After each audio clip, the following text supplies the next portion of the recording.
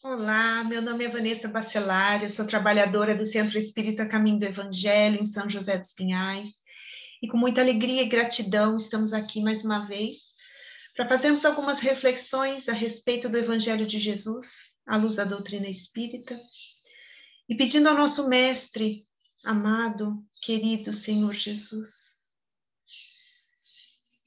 que nos abençoe nessa tarefa, que abençoe a todos os que nos assistem, e que tua paz permaneça conosco. Que assim seja. Então, para nós iniciarmos, vamos trazer uma poesia espírita de Casimiro Cunha, um poeta nascido no Rio de Janeiro, cego, que desencarnou aos 34 anos e depois, pela mediunidade de Francisco Cândido Xavier, nos trouxe belíssimas poesias, como essa Estrada do Bem. No caminho terrestre, espírito reencarnando, no corpo que te contém, ante as provas necessárias, espera fazendo bem. Se aguardas tranquilidade na luta que te advém, em qualquer lance da estrada, espera fazendo bem. Exerces muitos encargos sem apoio de ninguém, não te queixes nem reclames, espera fazendo bem. Sobre a tarefa em que vives, muita pedra sobrevém. Sê fiel à obrigação, espera fazendo bem. Calúnia veio ferir-te, sem que se saiba de quem? Não somes forças das trevas, espera fazendo bem. Padeces desilusão, sarcasmo, insulto, desdém, não permutes mal com mal, espera fazendo bem. Lamenta pesares, golpes, choras o escárnio de alguém, tristeza não edifica, espera fazendo o bem. Alguém te falou com mágoa do lodo que o mundo tem, contempla o céu, fita o sol e espera fazendo bem. Se queres felicidade na terra e no mais além, não te afastes do serviço, espera fazendo bem. Deus é Pai, justo e perfeito. Dá tudo, nada retém. Se anseias vida mais alta, espera fazendo o bem. Nos perguntamos, né, meus amigos, quais os sentimentos que têm nos visitado com frequência, frente a tudo isso que estamos passando, esses tempos tão desafiadores.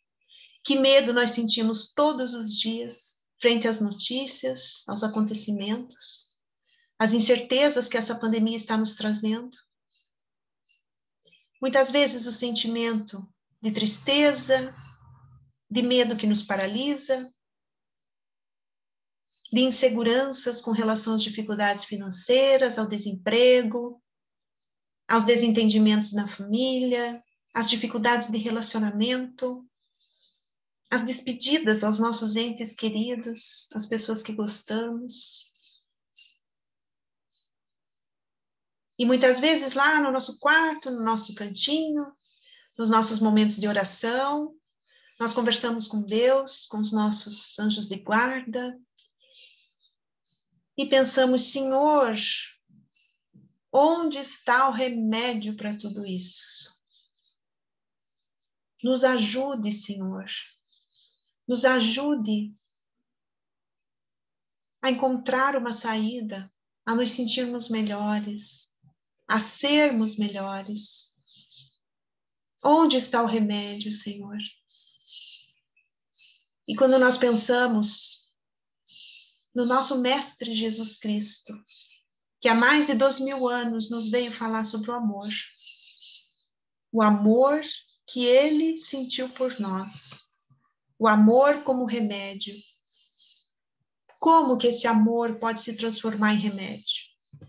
Pensamos que o amor, a palavra amor tem vários significados, vários sentidos filosóficos, e aí nós precisamos refletir que amor é este. Qual é o amor que o Senhor veio nos ensinar, sentiu por nós e veio nos ensinar? Se nós formos observar, a palavra amor tem vários significados. Tem o amor sensação, que é o amor paixão, o amor físico, o amor de família, que é o que nós sentimos, né, por irmãos, pais, mães, filhos. Amor, amizade, tão bom, né, que agrada tanto a nossa alma, alegra a nossa alma. E o amor ágape, que seria este amor que o Senhor veio nos ensinar, esse amor doação, esse amor que simplesmente sai de nós, que não exige nada em troca, que não sente ciúme, que não sente inveja, que não sente apego. É um amor pelo simples prazer de amar, de ver a outra pessoa feliz. Esse desinteresse, não preciso de nada em troca, eu simplesmente amo. Esse amor pelos inimigos, que muitos de nós ainda não conseguimos compreender. Esse amor do novo mandamento de nosso Senhor Jesus Cristo, que Ele nos ensinou, que vos ameis uns aos outros, assim como eu vos amei, que dessa mesma maneira tenhais amor uns para com os outros. Esse amor, sim, pode se converter no remédio que tanto buscamos, no tratamento que tanto buscamos para as nossas dores. Mas, para isso, precisamos compreender a profundidade desse ensinamento a partir dos evangelhos do Cristo e a partir da doutrina espírita que nos esclarece. A qual virtude que o amor está relacionado? Será que podemos considerar esse amor como uma virtude? Lembrando do significado da palavra virtude, virtude como uma disposição firme e constante para essa prática do bem, a força moral, essa capacidade de produzir efeitos benéficos, como está lá no dicionário Aurélio, essa virtude, ela sempre vai estar originada num sentimento, o sentimento que me faz ser melhor, que é o meu desejo, a minha vontade de ser melhor, mas também há uma ação. Não existe virtude inativa, virtude parada. A virtude sempre vai exigir uma ação. Essas excelências humanas, que são qualidades de caráter, admiráveis e louváveis, as virtudes, né? Quando nós pensamos na etimologia da palavra caráter, vem do grego, significa marca profunda. Então, aquilo que está no meu caráter é aquilo que está no meu espírito, que marcou o meu espírito e que eu construí com muitos esforços, resultando naquilo que chamamos de virtude. Então, a virtude sempre vai exigir esse exercício, essa prática, para que seja de fato construída. E voltando à nossa pergunta, qual virtude que o amor está associado? Nós podemos facilmente responder que é a caridade. E que mesmo no dicionário Aurélio, ela se encontra como uma definição que é o amor que leva a buscar o bem de outra pessoa. Então, sentimento de amor, caridade, sentimento do amor, que leva a buscar, a praticar o bem para outra pessoa. Na doutrina espírita, estudando profundamente a doutrina espírita, lá no Livro dos Espíritos, Kardec, na sua lucidez, queria entender o que era esta caridade, compreender profundamente como que Jesus entendia essa caridade. Que a palavra caridade nos remete a isso. Não é simplesmente amar e agir, fazer ao outro todo o bem que me seja possível.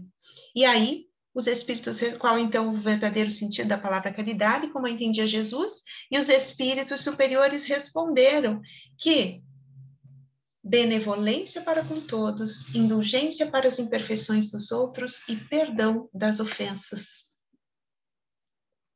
3 palavrinhas: bondade, boa vontade, bem para todos, fazer o bem para todos, ter aquela gentileza, aquela indulgência com as imperfeições dos outros, seja um familiar, seja um próximo, seja uma pessoa na rua, no trânsito, alguém com quem facilmente eu perco a minha paciência, ter essa gentileza que muitas vezes não é nada fácil, e perdoar as ofensas, que seria uma das formas mais complexas do exercício da caridade verdadeira.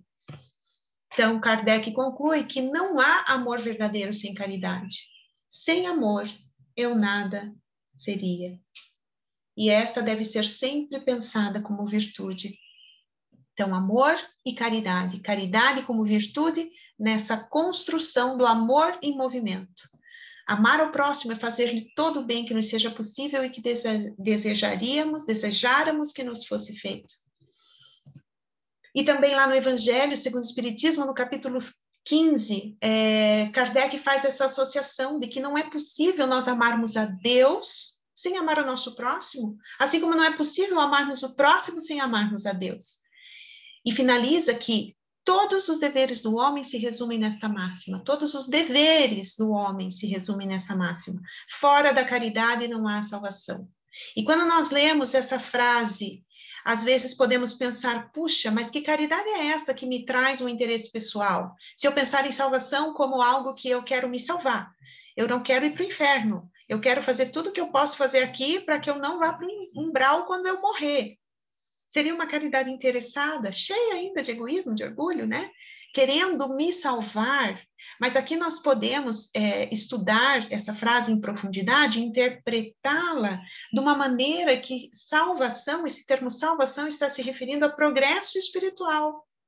Então, hoje nós sabemos que ainda estamos dentro de uma escala espírita de 3 ordens principais, espíritos imperfeitos, espíritos bons e espíritos puros. Nós ainda estamos nesta ordem de espíritos imperfeitos, que ainda são bastante apegados à matéria, que ainda sentimos inveja, ciúme, mágoa, ódio, rancor, tristeza, medo em exagero. Então, para nós que queremos transformarmos-nos, né? Queremos nos tornar melhores e queremos passar a uma ordem superior na evolução, no progresso espiritual, nós pensamos em salvação nesse sentido. A palavra salvação no sentido de progresso. Fora da caridade não há progresso, não há evolução espiritual. Mas como compreender isso de uma maneira mais profunda ainda? Doutrina espírita vem para nos ajudar, para compreender esse amor ensinado por Jesus, praticado por Jesus, o amor ágape, o amor desinteressado, e entendendo esse amor como um tratamento para todas as nossas dores. Entendendo que praticar esse amor, colocar esse bem em ação, é a única ferramenta para que possamos progredir espiritualmente. E é isso que Deus quer de nós. Ele quer que nós nos tornemos melhores, que nós sejamos evoluídos, que nós possamos progredir cada vez mais, através do amor. Quer coisa melhor, né? Mais maravilhosa do que isso, do que esse presente divino que é o nosso progresso moral, chegarmos a espíritos puros, 100% felizes com a felicidade real, verdadeira. Para isso estamos caminhando, né, meus amigos? Então, é o meio, a virtude da caridade que vai nos proporcionar essa felicidade. Já nessa terra aqui, né, através da felicidade relativa, de fazer o bem ao próximo, mas na vida futura, uma felicidade absoluta. E depois Kardec, no Livro dos Espíritos, também faz a seguinte pergunta, mas já que através da construção das virtudes, através de sermos virtuosos, vamos conseguir progredir espiritualmente, qual é a mais meritória das virtudes? Né? Ele queria saber isso dos espíritos superiores. E aí eles respondem que todas as virtudes têm o seu mérito, porque todas elas indicam um progresso na senda do bem. A virtude, sempre que há resistência voluntária do arrastamento dos maus pendores. Então, quando nós resistimos ao mal, resistimos às nossas más inclinações, à virtude, estamos exercitando a virtude em nós. Mas a sublimidade, a mais perfeita, a maior de todas, é aquela que está no sacrifício do interesse pessoal. Sacrifício do interesse pessoal pelo bem do próximo. E ainda eles continuam como se não bastasse, né? Sem pensamento oculto. Olha como é complexa a moral espírita. Como nós precisamos estudar com profundidade as obras básicas, o Evangelho de Jesus, para a gente compreender isso. Não só repetir, sem compreender o sentido em profundidade. A sublimidade da virtude está no sacrifício do interesse pessoal pelo bem do próximo, sem pensamento oculto. A mais meritória é a que se assenta na mais desinteressada caridade. Muitas vezes ainda fazemos o bem, mas cheio de interesse pessoal, né? Cheio ainda de egoísmo. Vamos lá levar nossa cesta básica, vamos ajudar alguém na construção de alguma coisa, ou fazemos a sopa, ou participamos de algum grupo filantrópico, mas queremos aparecer nas redes sociais, queremos ser fotografados, né? Ou às vezes temos aquela questão, né, de vou levar cestas básicas para conseguir votos. Interesse pessoal ainda, né? Ou a minha empresa vai fazer ações filantrópicas ou ações humanitárias para que consiga mais clientes, ainda é um interesse, né? Mas a mais meritória, aquela que se assenta na mais desinteressada caridade, fazer o bem para ver o meu irmão feliz, para compartilhar a felicidade dele e todos sermos mais felizes. Nós pensando na nossa existência, de várias e várias e várias existências, daquelas em que fazíamos antes só o mal, né? Fazíamos o mal, e depois fomos tendo as nossas experiências, as nossas vivências, passamos a fazer o bem. Deixamos de fazer o mal, mas sem fazer o bem. Apenas deixamos de fazer o mal, espíritos neutros, né? Mas aí, a partir de muita experiência também, começamos a fazer o bem. Mas fazemos o bem ainda cheio de interesse, né? Cheio de egoísmo, cheio de vaidade. Não tem problema, porque fazer o bem sempre é melhor do que não fazer. Nós devemos fazer o bem, é nosso dever. Mas, à medida que nós vamos praticando esse bem, mesmo que ainda cheio de interesse pessoal, nós vamos nos exercitando e vamos, sim, construindo a verdadeira virtude da caridade, que é aquela desinteressada. Então, isso a doutrina espírita vem nos trazer com muita lucidez, né? E aí, vale a pena colocar o amor em prática? Nós nos perguntamos, né? Será que esse amor colocado em prática traz algum bem para nós? De fato, o amor desinteressado? Sim. E lá no capítulo 15 do Evangelho segundo o Espiritismo, nós vemos, os Espíritos nos ensinam que a caridade é a condição absoluta da felicidade futura. E também podemos colher os frutos da caridade, do amor em ação, aqui já nesta vida, mesmo sabendo que aqui ainda temos uma condição de felicidade relativa, que por conta da nossa imperfeição ainda não teremos a felicidade absoluta aqui no planeta Terra, mas já podemos colher os frutos. Quando nós realizamos uma ação no bem, quando fazemos o bem para alguém, o bem desinteressado, nós sentimos uma alegria no nosso coração, é uma alegria diferente, que nós não sentimos com mais nada. E isso prova que esse amor, essa compaixão, essa empatia, ela está dentro de nós. É uma centelha divina que Deus colocou em todos nós, como nos ensina o Evangelho segundo o Espiritismo. E é isso que o Mestre veio nos ensinar há mais de 2000 anos. Ele já sabia que a nossa felicidade está relacionada a isso. E pensamentos bons, práticas de gentileza, geram, sim, saúde física, mental, emocional e espiritual. E isso não é uma fala pessoal nossa, está lá no Evangelho, segundo o Espiritismo. Esses pensamentos bons, essas práticas amorosas, elas são capazes de passar pelo nosso corpo físico, mental, emocional e até espiritual. Hoje, em que nós estamos, por conta até de talvez não termos valorizado tanto a nossa saúde, estamos valorizando tanto ela agora, né? E esse ensinamento de como o amor pode fazer bem para a nossa saúde, também é algo que devemos aproveitar e que a doutrina espírita nos traz. Então, uma maior sensação de felicidade e bem-estar quando eu pratico esse amor. Quando eu olho para todos com amor, quando eu ajo com benevolência, não só para as pessoas carentes, que sim, estão precisando da nossa caridade material, mas aquela caridade moral, com aquele familiar difícil, com aquela pessoa em que não temos tanta afinidade. Essa é a mais difícil, né? Então, tentar buscar fazer esses exercícios para que a gente colha, sim, os frutos abençoados desse amor ainda nesta vida. Então, essa prática vai melhorar a nossa atmosfera psíquica, atraindo para nós os bons espíritos, que é isso que todos nós precisamos agora, da companhia dos bons espíritos, frente a tanto medo, frente a tanta angústia, tanta tristeza, tantas notícias ruins, precisamos colocar isso em prática, né? No livro Amor Imbatível Amor, Joana de Ângeles, através da mediunidade de Divaldo Pereira Franco, nos traz o termo amor-terapia. Amor-terapia. Ela fala que os distúrbios, os desajustes humanos, todos eles são causados pela falta de amor. E usa esse termo amor ausente como essa causa, desde as mais complexas psicopatias até todas as doenças outras emocionais, todos os desajustes humanos. E ela fala ainda como que essas ondas mentais amorosas, simpáticas, afetuosas, estimulam o nosso corpo físico a ser melhor, estimulando os nossos neurônios a produzir algumas enzimas que vão harmonizar todo o nosso sistema nervoso, garantindo uma maior saúde mental, e que vai afetar também diretamente o nosso sistema imunológico, a forma como o nosso organismo se defende das agressões externas, das infecções.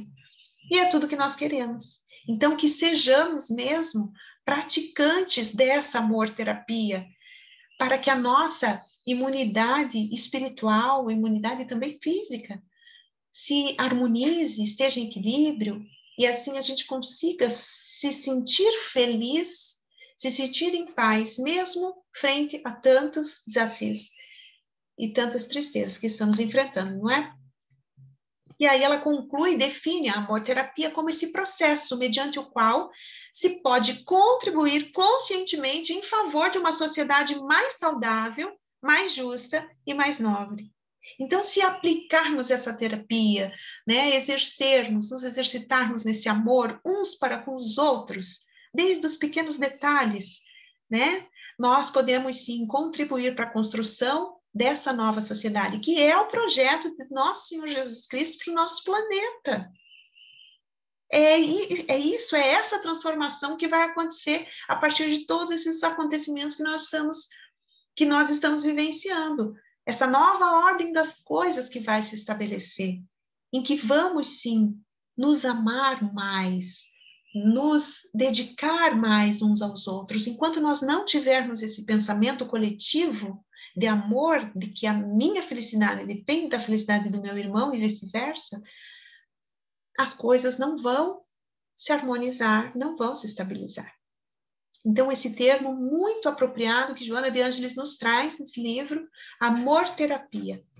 Amor-terapia, como vários exemplos que nós temos, tiramos desse site Razões para Acreditar, que traz inúmeras notícias boas, também fica uma dica aí de, né, quando nós só tivermos aquelas notícias ruins, desesperadoras, e que nos deixam com medo, nós buscarmos essas boas notícias. Quantas coisas boas têm acontecido, quantas pessoas mobilizadas em fazer o bem, pelo bem, por ver os meus irmãos felizes, esse médico no Acre que ia atender as crianças dentro da água, né? Ele sai do seu barco, se molha para que as pessoas não precisem, né, se expor mais ainda doentes. Ou o motorista de aplicativo que levou idosos lá na favela, na comunidade da Rocinha, no Rio de Janeiro, para se vacinar de graça, sem cobrar, fazendo bem pelo bem, sem nenhum interesse. Ele sabia que ele não ia ter nada em troca. Né? Voluntários que levam cestas básicas para aquelas pessoas que perderam suas rendas, que estão passando fome, entre outros milhares de exemplos dessa prática do bem, desse amor que nos impulsiona, que nos leva a conhecer e compreender a dor do outro, nos colocando no lugar dele e fazendo com que nos melhoremos também, né? E aí temos na doutrina espírita um grande exemplo deste homem que foi realmente a personificação desta caridade espontânea, desinteressada, como ensinou Jesus, né? Seu grande discípulo, Francisco Cândido Xavier. E nessa história de Jorge, que nós vamos trazer para os nossos amigos, contada por Adelino da Silveira, que foi um homem que trabalhou com o Chico por muitos anos, lá no Grupo Espírita da Prece em Uberaba, e ele conta essa história emocionante, né, do Jorge, esse mocinho moreno, de cabelos cacheados, que era simples, pobre, humilde, e que sempre estava lá no Grupo Espírita da Prece, buscando o Chico, aquela fila de pessoas madrugada fora, esperando para conversar com o Chico no final do trabalho, e ele lá, né? Chega lá o Jorge, ô tio Chico, vim aqui conversar. E o Chico pergunta para ele com aquela paciência, né? Ô, Jorge, como que vai sua vida? E ele responde, tio Chico, a vida é uma beleza. E depois Chico continua, e a viagem foi boa? Porque o Jorge morava muito longe do centro espírita, e aí o Chico falava que ele fazia uma viagem a pé. E o Jorge respondia, muito boa, tio Chico, eu vim olhando as flores que Deus plantou no caminho para nos alegrar. E o Chico perguntava para ele, do que você mais gosta, Jorge? Daí o Jorge respondia, do azul do céu, tio Chico. Às vezes penso que o Senhor Jesus está me espiando por detrás de uma nuvem. E davam risada, né? E o Adelino da Silveira falava, puxa vida, mas tantas pessoas que vieram de longe para falar com o Chico, 1000 e poucos quilômetros, e o Chico fica 15, 20 minutos conversando com esse Jorge. E depois ele reflete que talvez o Chico fosse uma das únicas pessoas que conversasse com o Jorge, né? Ele era um menino muito pobre, pele escura, pés rachados, descalços, não tinha roupas, estava sempre vestido de trapos, tinha uma ferida na boca, que quando ele sorria sangrava. Como essa pessoa muito humilde, muito simples, né? Muito pobre, não tinha o Adelino nos conta que ele tinha aquele odor característico de pessoas que o banho não é uma frequência, né? Não é um ato comum na vida, alguns poucos dentes na boca, um hálito forte, e o Adelino conta que o Chico nunca recuou quando Jorge vinha abraçá-lo. E daí, Jorge desencarna no seu quarto, sozinho, e Chico conta para o Adelino que nessa noite, quem vem receber o Jorge é o próprio Jesus Cristo, que entra naquele quarto, daquele homem esquecido por todos, mas não esquecido por Deus. Tira Jorge do seu corpo fraco, abraça-o, aconchega-o no seu peito e o leva para o alto, como se estivesse levando o seu irmão mais querido. Esse é o amor. Esse é o amor que nosso Senhor Jesus Cristo veio nos ensinar. E mentalizando esses olhos amorosos, doces, que nos trazem tanta paz, que acalmam as nossas dores, as nossas angústias. Nós te rogamos, Senhor Jesus, olhai por nós, Mestre.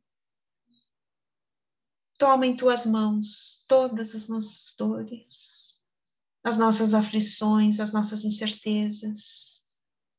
Abençoa-nos, Jesus.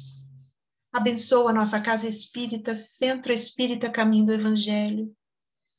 Todos os seus frequentadores, os seus trabalhadores, que aqui procuramos sempre servir-te com muito amor. Abençoa, Senhor, todos aqueles que nos assistem, que o teu sublime amor incondicional chegue a cada um deles, acalmando, tranquilizando, trazendo paz. Ajude-nos, Senhor, a construirmos em nós a verdadeira caridade, aquela que o Senhor veio nos ensinar e que nos leva à felicidade.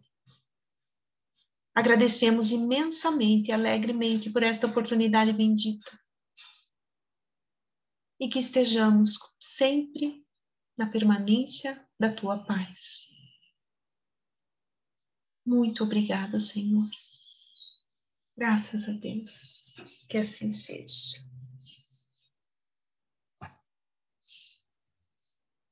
Muito obrigada a todos. Que Jesus nos abençoe.